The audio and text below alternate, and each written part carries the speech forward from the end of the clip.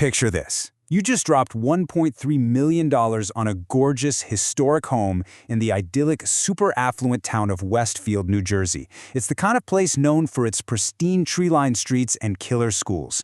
657 Boulevard was supposed to be the ultimate sanctuary for a growing family. But before they could even unpack a single box, it turned into an absolute real-life nightmare. Welcome to The Explainer. Today, we're diving deep into a chilling mystery that completely shattered the American dream for one family. We're going to forensically profile a case of anonymous harassment that is it's as fascinating as it is terrifying.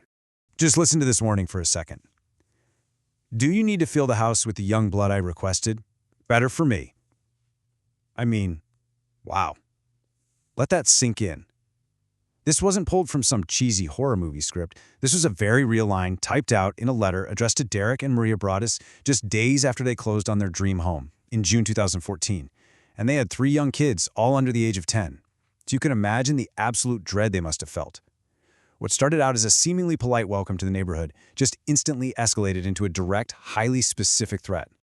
So it really begs the question, who on earth is the Watcher, and what do their own words actually reveal about their identity? That's exactly what we're unpacking here today, because, when you're dealing with anonymous harassment, the text itself basically becomes your primary crime scene.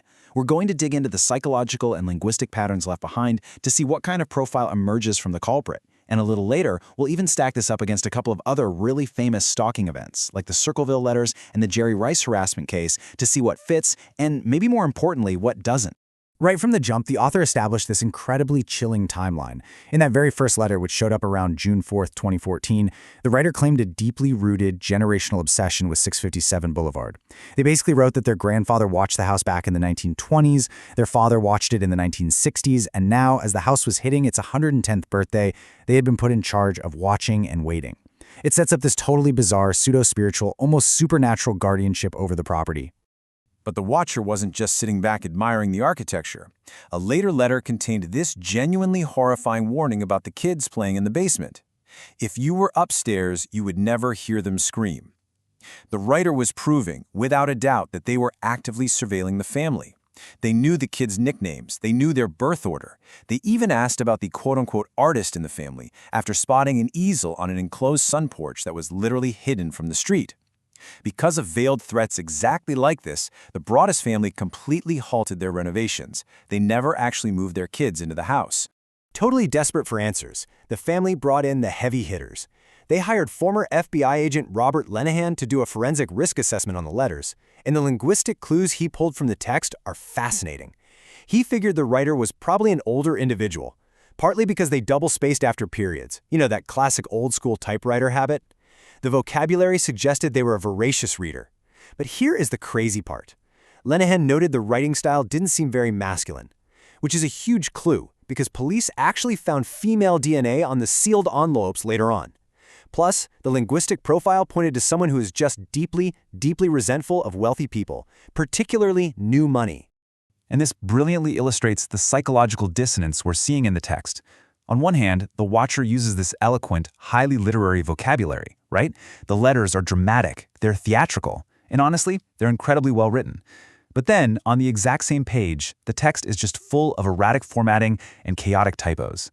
For instance, they dated that first letter Tuesday, June 4th, even though the 4th was actually a Wednesday. This massive clash between literary flair and careless, erratic mistakes paints a picture of a mind that is intensely focused, sure, but also incredibly disorganized and highly unstable. Now, we've all seen neighborhood friction, right? But this was a deeply bitter, simmering anger. Take this specific quote from the letters, which perfectly locks in the profiler's theory about class resentment. The Watcher literally wrote, "Are you one of those Hoboken transplants who are ruining Westfield?" That is a massive clue. Westfield is a super affluent town, only about 16 miles outside of New York City. The Broadduses were a self-made couple. They worked their way up to afford this home. The Watcher clearly harbored this deep, angry resentment toward what they saw as wealthy outsiders just invading and ruining their pristine neighborhood. So taking all these forensic and linguistic clues together, you really gotta wonder, is this type of obsessive, anonymous stalking unique to Westfield? Let's just zoom out for a second. To really wrap our heads around the Watcher, we need to compare this psychological profile to a couple of other historical cases of anonymous harassment from our sources. It really helps us figure out what exactly drives a person to terrorize complete strangers through the mail. When we lay out the anatomy of 3 different stalker cases side by side, a pretty interesting pattern emerges. First, you've got our Westfield watcher. Typed letters, a bizarre generational obsession with a house, and to this day, completely unsolved. Then, look at the famous Circleville letters from the 1970s. Over 1,000 obscene letters driven entirely by rumors and jealousy.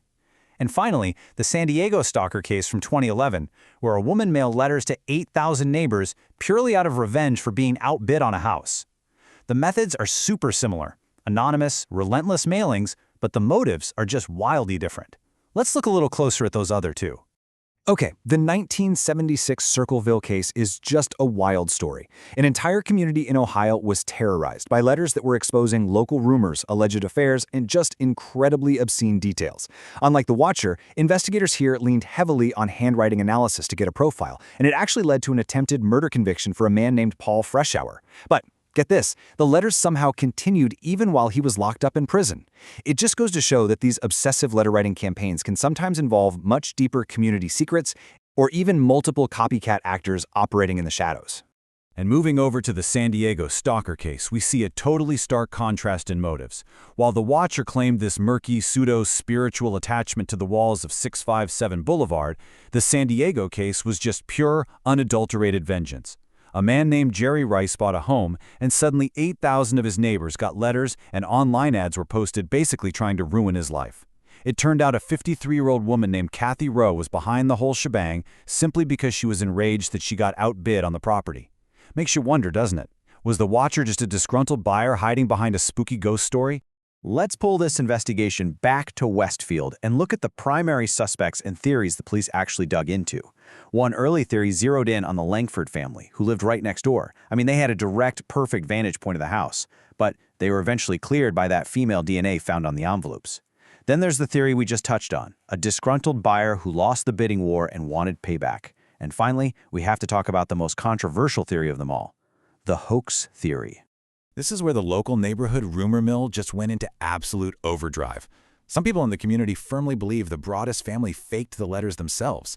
Why? Well, the theory goes that they experienced severe buyer's remorse, realized they couldn't actually afford the massive $1 million mortgage, and just manufactured this whole crisis to legally back out of the sale. Others theorized they were trying to create a modern-day Amityville horror situation specifically to score a massive, lucrative book or movie deal.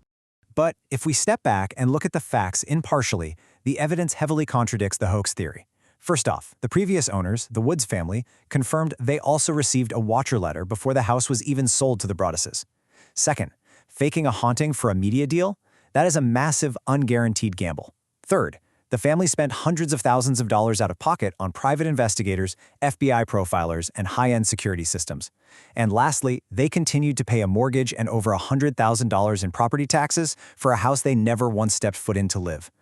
$440,000. Let that number sink in. That is exactly how much money the Broaddus family lost when they finally managed to sell 657 Boulevard in 2019.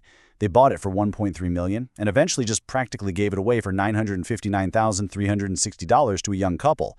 If this was supposed to be some brilliant long con hoax designed to make a profit, it was an absolute devastating financial failure. Now, I know what you're probably thinking, but wait, didn't Netflix make a huge show about this? Well, yes, they did, but our sources reveal that the family selling the rights wasn't some evil master plan finally paying off. It was actually a defensive move. Back in 2016, a movie literally called The Watcher was made by another network completely without their consent, and they had zero control over it. So they sold the rights to Netflix specifically so they could maintain creative control over their own story. To protect themselves, they demanded some very specific changes. They absolutely refused to let Netflix use their real name. It was changed to Brannick for the show, and they had them change the kids from 3 young youths to 2 older teenagers. They basically just wanted to control the narrative of their own real-life nightmare. Which brings us to the most unsettling part of this entire explainer. Despite multiple police investigations, private detectives, and FBI profilers analyzing linguistic patterns and DNA, no one has ever been charged. The case remains completely unsolved to this very day. The new owners reportedly haven't received any letters, but the fact remains, the author is still out there. So I'm going to leave you with this final thought to take away. If a stalker can watch a family this closely, send letters laced with DNA, and then completely vanish into the affluent suburbs, who is really watching your neighborhood?